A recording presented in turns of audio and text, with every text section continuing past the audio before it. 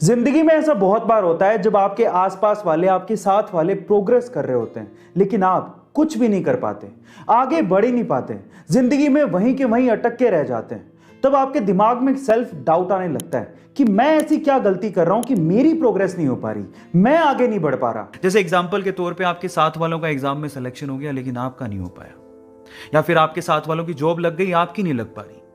आपके साथ वालों में कोई फॉरेन जा रहा है, कोई अपने फादर के बिजनेस में हेल्प कर रहा है, सब लाइफ में आगे बढ़ने की सोच रहे हैं, लेकिन आप कुछ नहीं कर पा रहे हो। उस टाइम पे ना अंदर से निराशा आने लगती है, सोचने लगते हैं कि अब क्या बचा है जिंदगी में, मैं अपने आप को खत्म क्यों ना कर लूं। अगर आपके साथ भी ऐसी कोई प्रॉब्लम है तो आज की ये स्टोरी बहुत ध्यान से सुनिएगा। ऐसे एक लड़का था, उसके साथ वाले सभी प्रोग्रेस कर रहे थे, आगे बढ़ रहे थे, लेकिन उसका कुछ नहीं हो पा रहा था। वो कोशिशें कर रहा था लेकिन कुछ भी नहीं निकल पा रहा था। तो इसी तरह से उसने सोचा कि क्यों ना मैं सब कुछ छोड़ छाड़ के निकल जाऊं, यहां से कहीं दूर चला जाऊं। तो एक दिन वो अपना घर छोड़ता है और जंगल की तरफ निकल जाता है। चलते चलते चलते चलते जब वो थक जाता है तो वो एक जगह थक के हार के बैठ जाता है। तो वो अपने आप से बात करने लगता है। वो कहने लगता है कि हे भगवान, हे खुदा, मैंने ऐसे क्या गलती कर दी, मैं ऐसी क्या गलती कर रहा हूं कि मेरी प्रोग्रेस नहीं हो पा रही, मैं आगे नहीं बढ़ पा रहा हूं, रीजन क्या है, मुझे कारण बताओ, नहीं तो मैं ऐसा सोच रहा हूं कि मैं अपने आप को खत्म क्यों ना कर लूं, मैं निराश होते जा रहा हूं, मुझे बताओ। पता है, जब अंतिम क्षण होते हैं ना तो अंदर से आवाज आती है, जवाब आते हैं, बस सुनने वाला चाहिए कोई। तो उसके अंदर से भी आवाज आई, और मेरा ऐसा मानना है कि ऐसे क्षणों में जब अंदर से आवाज आती है ना तो वो मैसेज, वो संदेश ऊपर वाले का होता है। तो उसको अंदर से आवाज आई कि तुम अपनी जिंदगी से बहुत निराश लग रहे हो, तुम आसपास क्यों नहीं देखते? क्या पता आसपास देखने से तुम्हें तुम्हारी प्रॉब्लम का सॉल्यूशन मिल जाए। जिस वजह से तुम निराश हो, उस निराशा से तुम बाहर निकल जाओ।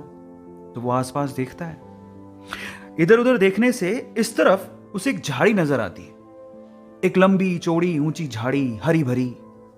और जब वो इस तरफ देखता है तो एक छोटा सा बीज धरती की छाती फाड़ के बस अंकुरित हो रहा होता है। तो वो दोनों चीजें जब वो देखता है तो वो पूछता है कि इससे आप क्या कहना चाह रहे हो, मतलब मैं अपना सॉल्यूशन कैसे निकालूं लाइफ का, मुझे कुछ समझ नहीं आ रहा, आप समझाओ।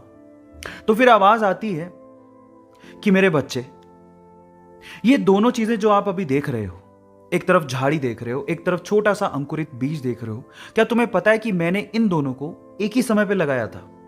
जी हां, एक ही समय पे लगाया था। और जब उसने सुना कि एक ही समय पे लगाया था तो उस साइड में जो झाड़ी थी उसने तो बहुत प्रोग्रेस कर ली, वो बहुत ऊपर चली गई है, लेकिन बीज एक ही समय में लगाने के बावजूद भी अभी अंकुरित हो रहा है, उसकी प्रोग्रेस इतनी कम क्यों? उसके मन में, ये दिमाग में ये सवाल आता है। तो फिर जवाब मिलता है उसे कि मेरे भाई, ये झाड़ी है, जब ये ऊपर प्रोग्रेस कर रही थी तो जो अंकुरित बीज आपको दिख रहा है ये बैम्बू का बीज है। वो अपने आप को इनर प्रोग्रेस कर रहा था, वो अंदर से बढ़ रहा था, अपनी जड़ों को मजबूत कर रहा था, जिंदगी के थपेड़ों को झेल रहा था और अपने आप को अंदर से मजबूत कर रहा था। और अब वो तैयार है, वो अभी बाहर निकला है।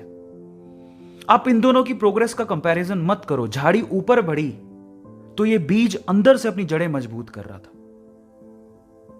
और जब कोई अंदर से अपनी जड़ों को मजबूत कर लेता है, उसके बाद जो उसकी आउटर प्रोग्रेस होती है ना, वो बहुत ही जबरदस्त होती है, बहुत अच्छी होती है।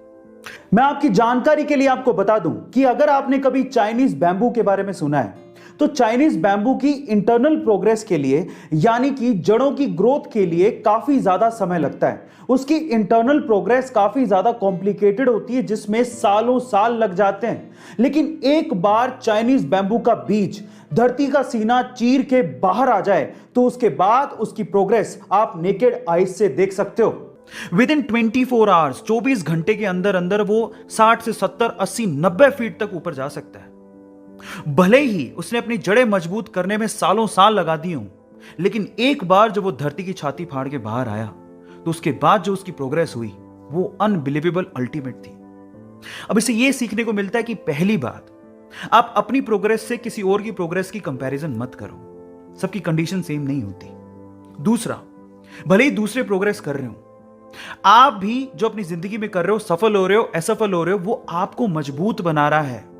क्या पता ऊपर वाले ने आपके लिए बहुत अच्छा रखा हो, बहुत अच्छा रखा हो, लेकिन सिर्फ आपको मजबूत बनाने के लिए, आपको सक्षम बनाने के लिए आपकी प्रोग्रेस के लिए वो आपकी परीक्षा ले रहा हो।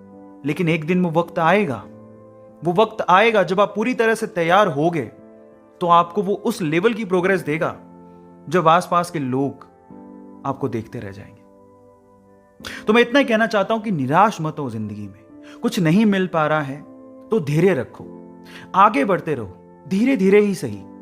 एक दिन ऐसा आएगा जब आप धैर्य रखोगे और हार नहीं मानोगे, तो उस दिन ऊपर वाला भी आपके लिए किस्मत के सारे दरवाजे खोल देगा। इसीलिए वो कहते हैं ना कि किस्मत भी उसी का साथ देती है जो बहादुर होते हैं, डटे रहते हैं और कभी हार नहीं मानते। So do not quit.